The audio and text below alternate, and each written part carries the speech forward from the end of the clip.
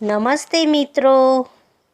कक्षा 6 विषय हिंदी इकाई 3। जरा मुस्कुराइए मित्रों। मुस्कुराना यानी हंसना। हमें जीवन में सदा हंसते ही रहना चाहिए। मेरे प्यारे मित्रों, मुझे पता है कि हंसी मजाक को हम ज़्यादा महत्व नहीं देते, लेकिन दैनिक जीवन में इसका भी बहुत ही महत्व है। मित्रों, हंसने से हमारा मन प्रसन्न हो जाता है। चिंता, तनाव और उदासी छूमंतर हो जाती है। स्वस्थ रहने के लिए भी हास्य बहुत ही जरूरी है। देखिए यहाँ पे पति पत्नी से कहता है, अब मैं भुलक कर नहीं रहूँगा, मुझे सब याद रहता है। पत्नी कहती है, वो कैसे? पति कहता है, देख मैं एक नई किताब खरीद लाया हूँ जिसका नाम है याद रखने के 1000 तरीके। पत्नी कहती है, हाय राम, यह किताब तो आप 10वीं बार लेके आए हो। आगे देखिए, मैडम बच्चों बताओ सबसे ज़्यादा नशा किस में होता है? छोटू कहता है, मैडम किताब में सबसे ज़्यादा नशा होता है। मैडम कहती है, वो कैसे? छोटू बोला, जिसे खोलते ही हमें नींद आने लग जाती है। देखो यहाँ पे स्कूल के पीछे नदी में प्रिंसिपल डूब रहा था।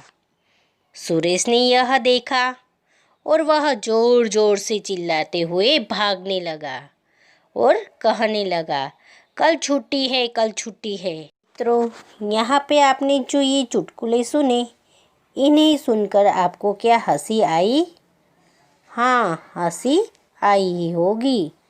देखिए, जीवन में हास्य का बहुत ही महत्व है। हास्य जीवन के दुख को भुलाकर नई उमंग भर देता है।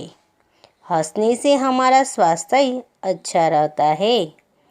आइए कुछ और ऐसे चुटकुले पढ़ें कि जो आपको मुस्कुराने के लिए मजबूर करेंगे।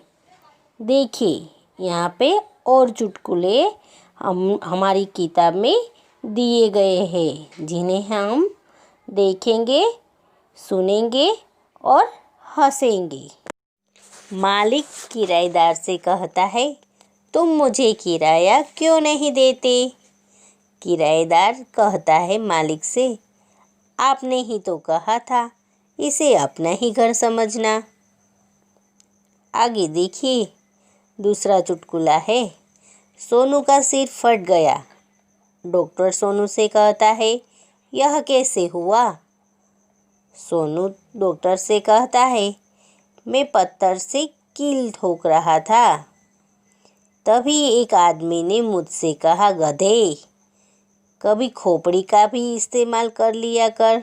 ये देखिए, जरा ऊंचा बोलो। माफ़ करें अंकल, इससे ऊंचा होकर मैं नहीं बोल सकता। डब्बू, इतिहास में तुम फेल कैसे हो गए? डब्बू कहता है, क्योंकि सभी प्रश्न उस समय के पूछे गए थे जब मैं पैदा ही नहीं हुआ था। आगे देखिए, मुन्ना कहता है, पापा कल मैंने रात के 1:30 बजे तक पढ़ाई की। पिताजी कहते हैं, शाबाश बेटे, लेकिन रात को 11 बजे के बाद तो सारे मोहल्ले की लाइट चली गई थी। मुन्ना ने कहा, सच में? मैं तो पढ़ने में इतना मग्न था कि मुझे पता ही नहीं चला। यह देखिए डाक खाना, मैं डाक खाने जा रहा हूँ। डाकिया कहता है, मैं डाक खाने जा रहा हूँ। आदमी सोचता है, जी कितना भूखा है, कागज पत्र भी खा जाता है। मित्रों, यहाँ पे आपने आपकी किताब में जो चुटकुले हैं वही सुने और इन्हें सुनकर आपको हंसी भी आई। अब देखिए आगे, यहाँ पे जरा मुस्कुराइए। इकाई में जो शब्दार्थ दिए गए हैं वो हम देखेंगे। ठीक है, यह शब्दों के अर्थ आपको अपनी नोट में लिख लेने हैं। देखिए, किराएदार, किराएदार यानी जिसने रहने के लिए घर किराए पर लिया हो वह, जिसे हम किराएदार कहेंगे। खोपड़ी, खोपड़ी का अर्थ है मस्तक या सिर। इस्तेमाल, इस्तेमाल यानी उपयोग। मगन, मग्न यानी तल्लीन। यह शब्दार्थ जिसे हमने पढ़ा, इन्हें आपको भी पढ़कर अपनी नोट में लिख लेने हैं। आगे हम अभ्यास देखेंगे। अभ्यास में प्रश्न नंबर 1 है, सामयिकों अखबारों में से चुटकुले पढ़िए और कक्षा कक्षा में सुनाइए। आपने जो चुटकुले सुने हो या पढ़े हो उन्हें लिखिए। ठीक है, तो यहाँ पे मैं आपको 2 और चुटकुले सुनाती हूँ। सुनिए। श्यामू राधा से कहता है, मेरे पिताजी जब माचिस की डिबिया खरीदते हैं तो सारी तिलियाँ गिनते हैं कि कहीं तिलियाँ कम तो नहीं। तभी राधा कहती है, मेरे पिताजी माचिस की डिबिया खरीदते हैं तो सारी तिलियाँ जलाकर देखते हैं कि कहीं कोई तिल्ली खराब तो नहीं। आगे देखिए। महिला दुकानदार से कहती है, भैया सही रेट लगा लो ना, हमेशा मैं आपकी ही दुकान से सामान खरीदती हूँ। दुकानदार मैडम से कहता है, मैडम कुछ तो भगवान से डरो, मैंने आज ही तो दुकान खोली है, आज मेरा पहला ही दिन है। यह 2 चुटकुले मैंने आपको सुनाए। आपको भी ऐसे ही चुटकुले सुनना है और सामयिकों या अखबारों में से चुटकुले पढ़कर अपनी नोट में लिखना है। आगे प्रश्न नंबर 2, निम्नलिखित परिच्छेद में से मुहावरे ढूंढिए और उनके अर्थ देकर वाक्य प्रयोग कीजिए। यहाँ पे जो परिच्छेद दिया गया है उनमें से हमें मुहावरे ढूंढने हैं और मुहावरे के अर्थ देकर वाक्य प्रयोग करना है। ठीक है, देखो यहाँ पे रमेश पढ़ाई में होशियार लड़का है, इसीलिए रमेश पिताजी की आँखों का तारा है। आँखों का तारा यह मुहावरा है, यानी इसका अर्थ है बहुत प्यारा। तो हम इसका वाक्य प्रयोग करेंगे, गौरव अपनी माँ की आँखों का तारा है। आगे, इस साल रमेश ने कमर कस के परीक्षा की तैयारी की थी। कमर कसना यानी अच्छी तरह तैयार होना। अब हम यह जो मुहावरा है इसका वाक्य प्रयोग करेंगे। तो मैंने भी प्रतियोगिता में जीतने के लिए कमर कस ली है। आगे परिच्छेद में देखिए, जब वह परीक्षा देने गया तो उसका ईद का चांद मित्र महेश का नंबर भी उसने नज़दीक था, यानी कि ईद का चांद यानी बहुत दिन बाद मिलना, यह इसका अर्थ होता है। अब हम इसका वाक्य प्रयोग देखेंगे। आजकल तुम ईद के चांद हो गए हो, दिखाई ही नहीं देते।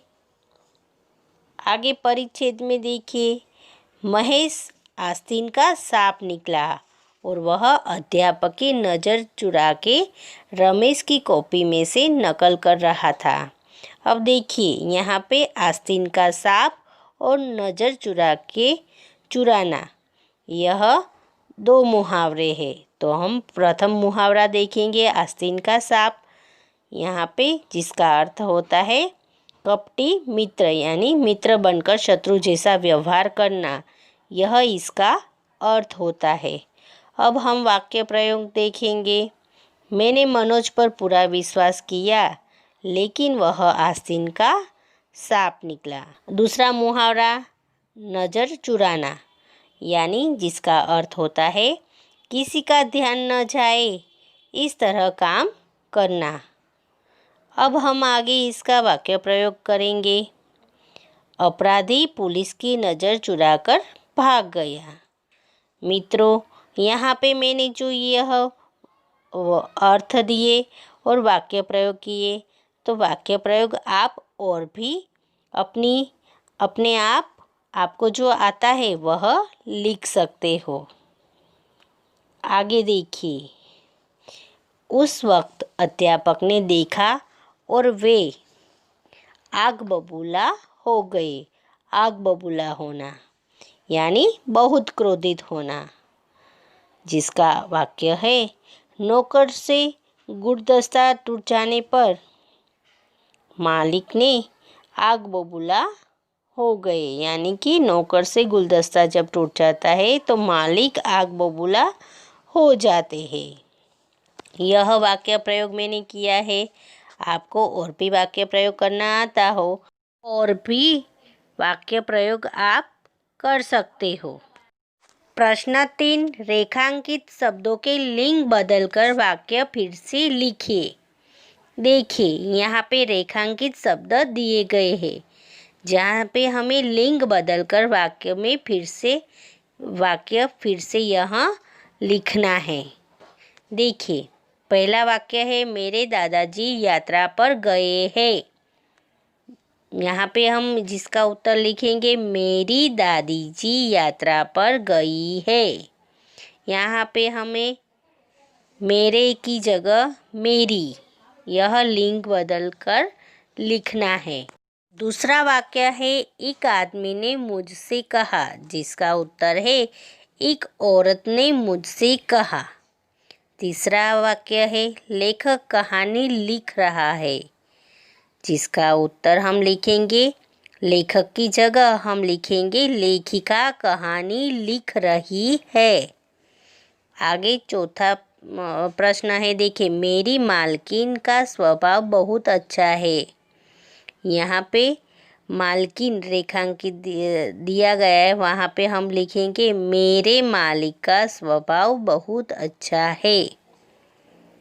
आगे देखिए, पांचवा बारिश को देखकर मोर नाचने लगा, जिसका उत्तर हम लिखेंगे बारिश को देखकर मोरनी नाचने लगी। मोर की जगह हम यहाँ पे मोरनी, यह लिंग परिवर्तन करेंगे। आगे जंगल में शेर दहाड़ रहा है, जहाँ पे शेर की जगह हम क्या लिखेंगे शेरनी। जंगल में शेरनी दहाड़ रही है। सेठ दुकान में बैठा है, यहाँ पे सेठ की जगह हम लिंग परिवर्तन सेठानी करेंगे और वाक्य लिखेंगे सेठानी दुकान में बैठी है। अध्यापक पढ़ रहे हैं, जिसका उत्तर हम लिखेंगे अध्यापिका पढ़ रही है। आगे है पंडित रामायण सुनाने लगे, पंडित की जगह हम लिखेंगे पंडितायन रामायण सुनाने लगी। आगे 10वां वाक्य देखिए, लड़का दुकान के पास खड़ा है, तो लड़का की जगह हम लिंग परिवर्तन लड़की करेंगे और यहाँ पे लिखेंगे लड़की दुकान के पास खड़ी है। आगे प्रश्न नंबर 4, उदाहरण के अनुसार शब्द का 4 वाक्यों में प्रयोग कीजिए। यहाँ पे उदाहरण दिया गया है, देखिए घर से 4 वाक्य बनाए गए हैं। मेरा घर सूरत में है, मुझे अपना घर बहुत पसंद है, मेरे घर में 3 कमरे हैं।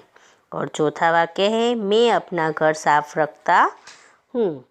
यह जो 4 वाक्य आपने देखे, ठीक वैसे ही यहाँ पे जो शब्द दिए गए हैं उनसे हमें 4 वाक्य बनाकर अपनी नोट में लिखना है। पहला वाक्य है बाग, तो बाग से 4 वाक्य बनेंगे। बाग में फूल होते हैं। दूसरा वाक्य है बाग में लड़के खेलते हैं। तीसरा वाक्य है मैं रोज बाग में जाता हूँ। आगे चौथा वाक्य है यह बाग मुझे बहुत पसंद है। दूसरा शब्द है नदी। नदी से वाक्य बनाएंगे हम नदी में नहाते हैं। दूसरा वाक्य है लोग नदी में तैरते हैं। तीसरा वाक्य बनाएंगे नदी में नाव चलती है। चौथा वाक्य है गंगा पवित्र नदी है। तीसरा शब्द दोस्त। तो दोस्त से हम वाक्य बनाएंगे मेरा दोस्त पढ़ने में होशियार है। दूसरा वाक्य मैं अपने दोस्त के साथ खेलता हूँ। तीसरा वाक्य बनाएंगे जीवन में दोस्त होना ज़रूरी है। चौथा वाक्य है गौरव मेरा दोस्त है। इसके अलावा अगर आपको और कोई भी वाक्य बनाना आता हो तो वो भी आप अपने आप बनाकर लिख सकते हो। आगे शब्द है पसंद। तो पसंद से कई वाक्य बनते हैं जैसे कि मुझे गुलाब का फूल पसंद है। दीदी की पसंद चमेली का फूल है। तीसरा वाक्य लिखेंगे माँ केवड़ा पसंद करती है। चौथा वाक्य सबकी अपनी अपनी पसंद होती है। यह हमने पसंद से बने वाक्य लिखे। आगे शब्द है कहानी। कहानी से हम शब्द बनाएंगे मुझे कहानी पढ़ने का शौक है। दूसरा वाक्य गुरुजी ने हमें एक दिलचस्प कहानी सुनाई। तीसरा वाक्य है बच्चे कहानी सुनने में मग्न थे। चौथा वाक्य हम लिखेंगे मैं रात को कहानी सुनकर सोती हूँ। यह हमने शब्द से बने वाक्य। तो मित्रों पढ़ाई का जीवन में बहुत ही महत्व है। पढ़ना जीवन में ज़रूरी है। तो पढ़ने के लिए इस वीडियो को आप बार बार देखिए, लाइक कीजिए और सब्सक्राइब करना भूलिएगा मत।